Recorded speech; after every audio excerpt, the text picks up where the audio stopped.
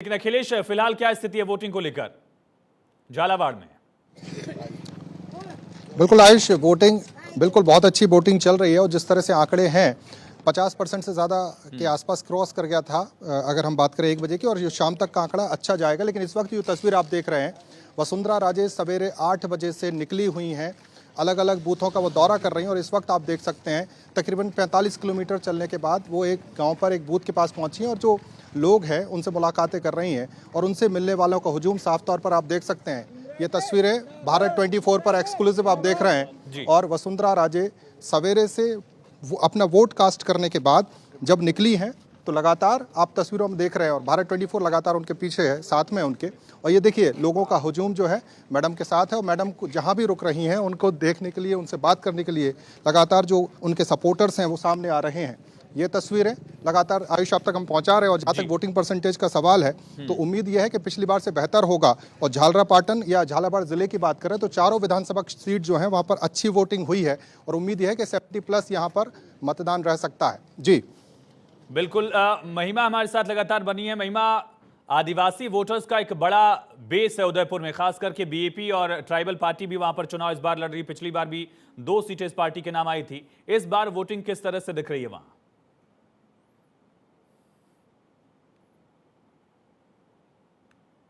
तक का आंकड़ा अगर हम देखें यहाँ पर आयुष, तो अभी तक मैं बात करी थी अधिकारी से तो 60% यहाँ पर हो चुका है।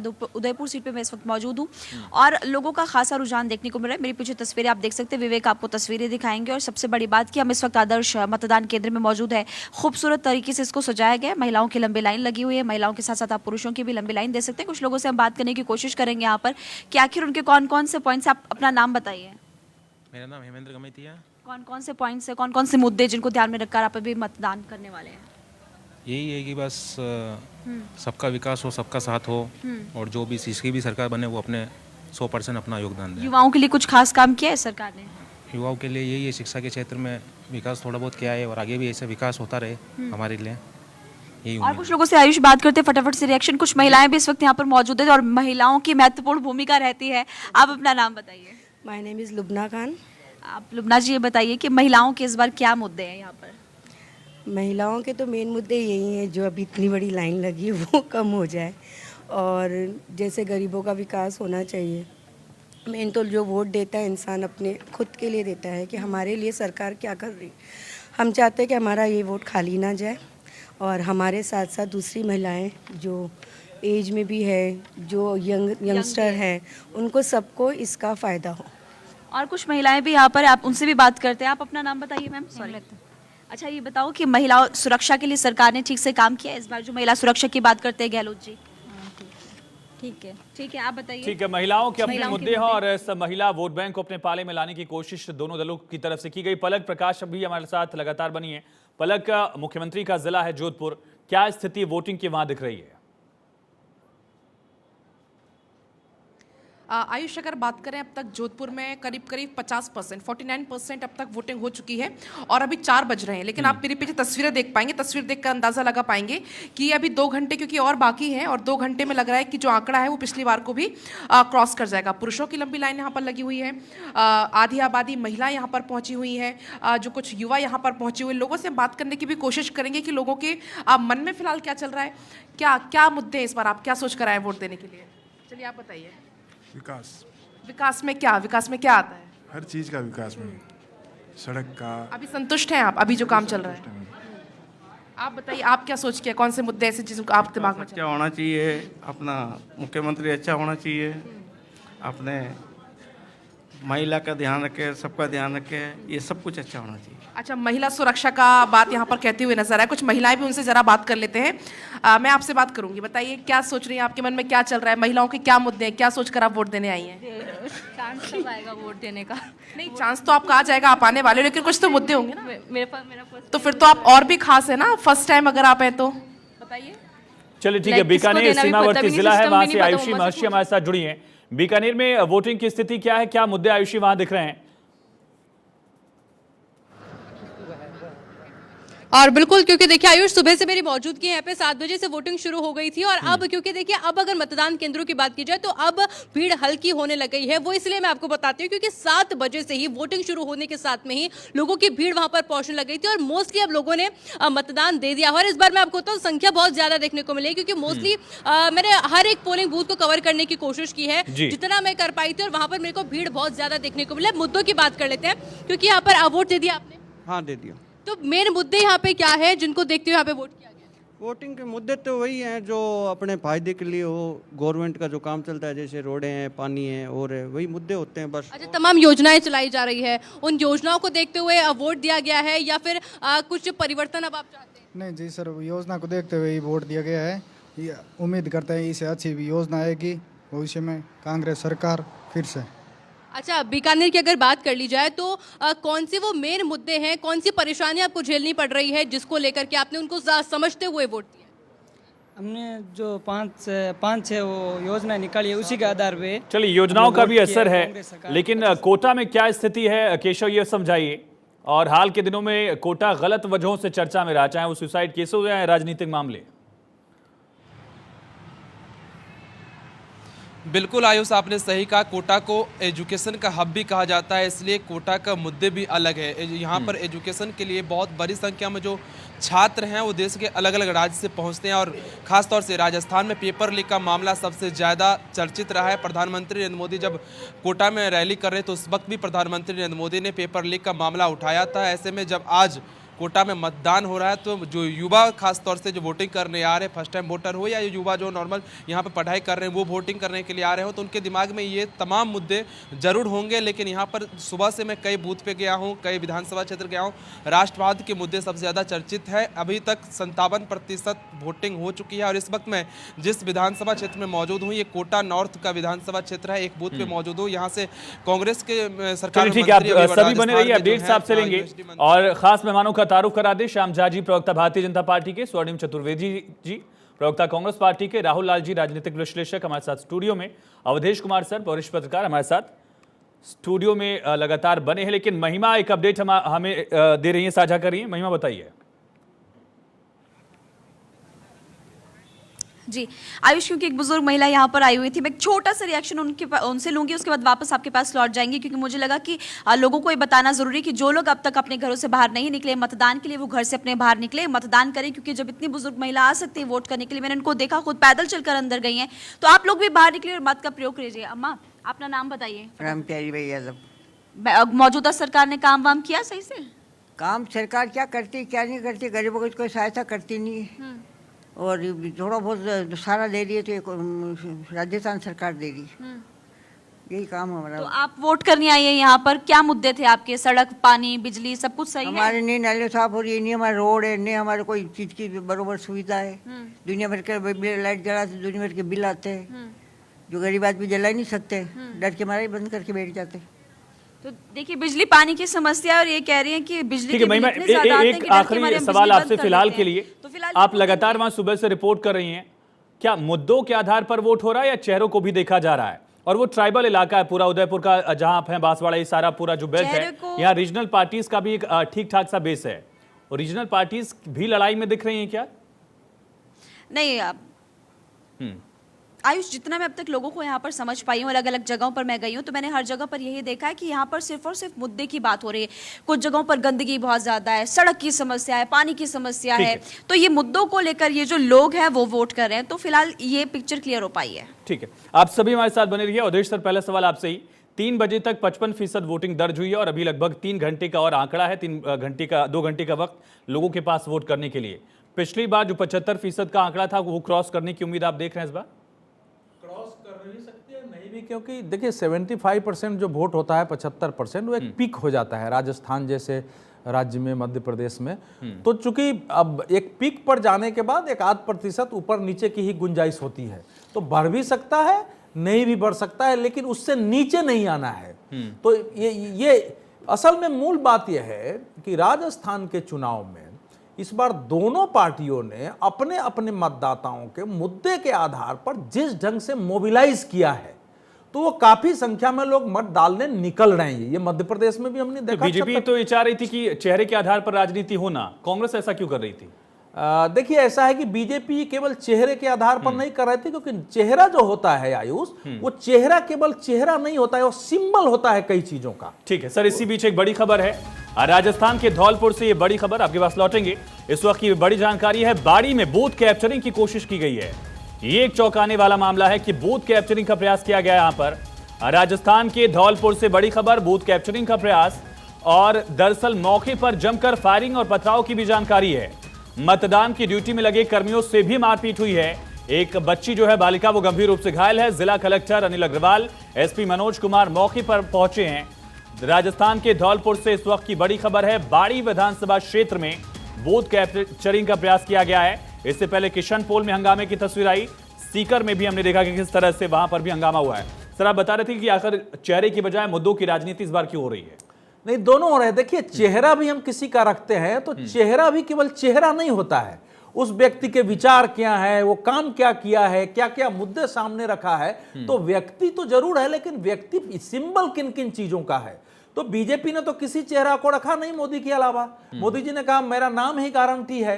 कांग्रेस ने अशोक गहलोत जी को जरूर रखा है, तो अशोक गहलोत भी अपने आप में कुछ काम का ही प्रतीक है ना। उन्होंने क्या रखा है? देखिए, इस बार का जो चुनाव है उसमें आरंभ से ही कांग्रेस ने दो बातें करने की कोशिश की थी। एक तो अशोक गहलोत को गरीबों का नेता बना करके कि कैसे उन्होंने स्वास्थ्य से लेके बाकी चीजें की है। सर, एक अपडेट लें। धौलपुर से हमारे साथ सहयोगी विनोद तिवारी कनेक्ट हो गए। विनोद, ऐसी स्थिति, बूथ कैप्चरिंग का आरोप लग रहा है वहां? पूरे मामले की बात करें, जिस प्रकार से धौलपुर जिले की सबसे जो हॉट सीट मानी जाती है वो बाड़ी विधानसभा सीट थी, जिस पर लगातार क्यों हॉट सीट क्यों है? कौन यहाँ प्रत्याशी है? विनोद, सुन पा रहे हैं आप? जी, कौन प्रत्याशी यहाँ कौन है, किस वजह से हॉट सीट है? बसपा और बाड़ी के अंदर बसपा और बीजेपी की जो टक्कर लगातार बताई जा रही है, काफी हॉट सीट भी मानी जा रही है धौलपुर जिले की। इसके अंदर भाजपा जो प्रत्याशी हैं वो गिरिराज सिंह मलिंगा, जो कि पूर्व में कांग्रेस के सांसद विधायक रहे हैं, लेकिन इस बार भाजपा का दामन थामकर चुनाव मैदान में, वहीं बसपा के प्रत्याशी जसवंत गुर्जर है, इनके फिलहाल उस बूथ पर क्या स्थिति है? देखिए, पूरे मामले में कैप्चरिंग की जब घटना की सूचना मिलने के बाद जिला कलेक्टर अनिल कुमार अग्रवाल, इनके अलावा एसपी मनोज कुमार के अलावा भारी पुलिस जाब्ता मौके पर पहुंच गया। लेकिन जैसे मौके पर पहुंचे पहले कई वाहनों को क्षतिग्रस्त कर दिया गया है, तोड़फोड़ भी की गई है। इसके अलावा एक बालिका भी घायल हुई है। वहीं मतदान केंद्र में लगातार पथराव किया गया है। फिलहाल पुलिस पहुंच चुकी है, पूरे गाँव को छावनी में तब्दील कर दिया गया है लगातार। वहीं जो कुछ असामाजिक तत्व थे जिन्होंने पथराव की घटना को अंजाम दिया है, वो भी राउंड अप किए जा रहे हैं। जी चलिए, ठीक है, आप नजर बनाए रखिएगा, आपके पास वापस लौटेंगे। लेकिन अवधेश सर, चेहरा आगे रखने का अशोक गहलोत का नुकसान तो फिर गुर्जर बेल्ट में भी होगा, जो ईस्टर्न राजस्थान का पूरा हिस्सा है। नहीं, देखिए, राजस्थान में वसुंधरा राजे और अशोक गहलोत, इन दोनों के साथ रहा है कि मुख्यमंत्री के रूप में जब भी इन्होंने चुनाव लड़ा है, पार्टी हारी है, किसी ने बनाया नहीं। अगर अशोक गहलोत वापस आएंगे तो बाकी उनको जादूगर माना जाएगा। लेकिन इस समय राजस्थान का सिचुएशन यह है कि हम सब लोग जो बाकी मुद्दों की बात कर रहे हैं, गारंटी है, उन्होंने ये जो चिरंजीवी योजना है, बाकी चल रहे, लेकिन कांग्रेस ने और बीजेपी ने भी, कांग्रेस ने पिछले मई से ही जो शुरू की कि बीजेपी जो है नकली हिंदुत्व है। पहली बार कांग्रेस की सरकार ने सरकारी ओर से जो देवस्थान के जितने मंदिर हैं 593, सब पर भगवा झंडा पर आया 25 मई को पूरे प्रदेश में। वो एक ऐसे उस समय से कोशिश हुई है कि लोगों को तीर्थ यात्रा करा रहे हैं, पुजारियों का वेतन बढ़ा रहे हैं, अलग अलग गलियारे हम भी बना रहे हैं। क्या ये सॉफ्ट हिंदुत्व वाला मुद्दा राजस्थान में भी था, जितना एमपी में कमलनाथ आगे बढ़ा रहे थे, अब भूपेश बघेल छत्तीसगढ़ में करने का प्रयास कर रहे थे? देखिए, मैं सॉफ्ट हिंदुत्व नहीं मानता हूं इसको, कि हिंदुत्व है, कोई हार्ड और सॉफ्ट हिंदुत्व नहीं होता है। एक बार इसी पर राहुल जी से रिएक्शन लेते हैं। राहुल जी, नहीं, देखिए, राजस्थान का जो चुनाव है, चूंकि मैं 3 दिन पहले ही आया हूं पूरे राजस्थान की यात्रा करके, बड़ी सघन रूप से यात्रा की। सबसे पहले तो देखिए, हमें लग रहा है कि जो वोटिंग प्रतिशत के मामले पे अगर आ जाए हम, तो वोटिंग प्रतिशत जो है कि 75% से कम रहने का तो कोई मतलब ही नहीं। चूंकि 3 दिन पहले ही तमाम बस में जो यात्री जा रहे थे, पूछ रहा था, लोग जो है कि शादी का अवसर भी थे इस समय, तो लोग शादी के लिए जो घर जा रहे थे, लोग बोल रहे थे अब वोट डाल के ही आएंगे। तो वोट डालने का उत्साह जो है वो 4-5 दिन पहले से ही राजस्थान में बिल्कुल गर्मजोशी के साथ नजर आ रहा था। तो नहीं घूम रहे थे आप?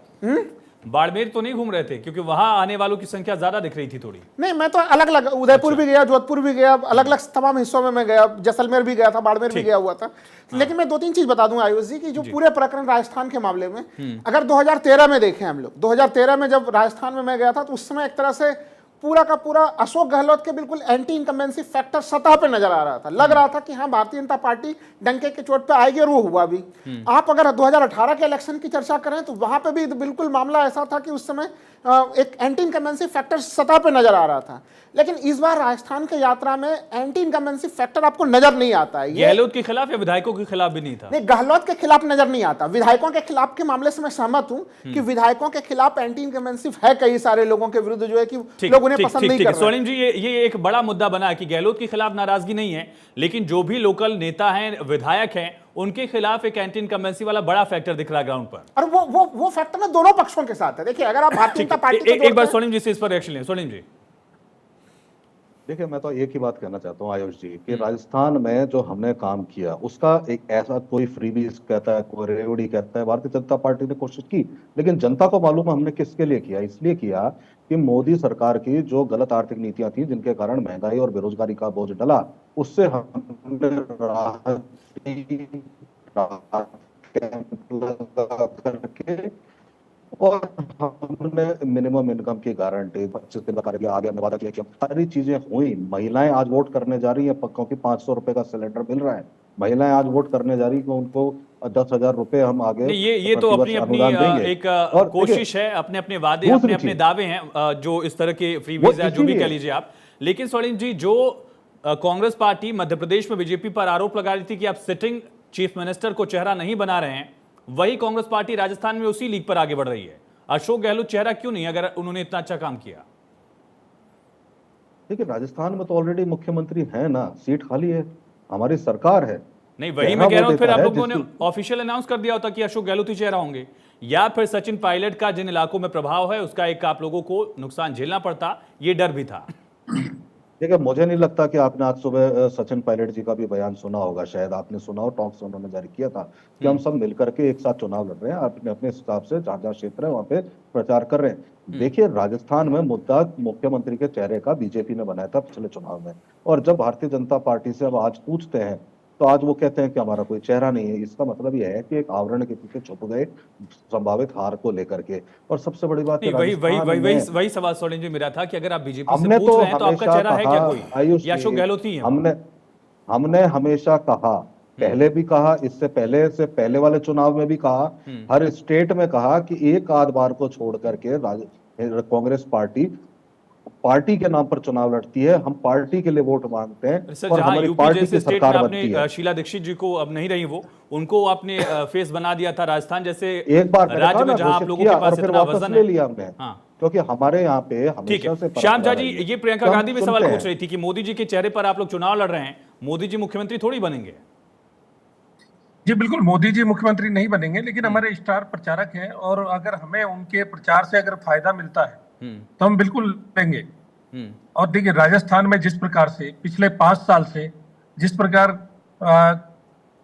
आप महिलाओं का ले लें, अत्याचार का मामला ले लें, नंबर 1 पे बलात्कार में पहुंचा दिया राजस्थान को अशोक गहलोत की सरकार ने, और जिस प्रकार से यहाँ पे एक तरह से खनन माफिया और एक तरह से जो यूपी बिहार में जिस प्रकार से रंगदारी का मामला चलता है, वो सारा नया पनप के सामने आया। सरकार है तो 6-7 साल हो गए श्याम जी। जी, राजस्थान में नया ये इंट्रोड्यूस हुआ है इस तरह का, जो फल फूल रहा है, पिछले 5 सालों में देखने को मिला। और जो किसान, जो राहुल गांधी पिछली बार आए थे और बोल के गए थे कि 10 तक गिनती करिएगा और आपका ब्याज और तो इतने सारे मुद्दे आप गिना रहे हैं, इन मुद्दों के साथ साथ बीजेपी को राजस्थान में उन फ्रीबीज की पिच पर बैटिंग क्यों करनी पड़ी, जिसको लेकर लगातार रेवड़ी कल्चर का आरोप लगता रहा कांग्रेस पर और बाकी दलों पर? देखिए, आपने बोला हम 450 में देंगे, कांग्रेस ने बोला हम 400 में सिलेंडर देंगे, आपने बोला हम 12,000 राशि देंगे, कांग्रेस बोल रही थी हम 10,000 की राशि देंगे। तो जब इतनी योजनाएं हैं, स्कूटर वाले मामले में भी हर मामले पर ये देखा गया, एक कंपटीशन जैसा लग रहा था। आखिर ऐसी स्थिति क्यों दिख रही है फिर इन मुद्दों के अलावा भी? देखिए, ये फ्री बीज नहीं है, जो एक अंत्योदय की बात करते हैं। नहीं, वो तो अपने शब्दों की सहूलियत है श्याम जी, वो आप भी जानते हैं। आप फ्री बीज कह लीजिए, रेवड़ी कह लीजिए, गणित कह लीजिए, ये आपको अंतर समझना पड़ेगा। आपको अंतर समझना पड़ेगा। एक सबके लिए अगर बांट रहे, जो समृद्ध है उसके लिए भी अगर बांट रहे तो वो फ्री बीज है और रेवड़ी है। ठीक है।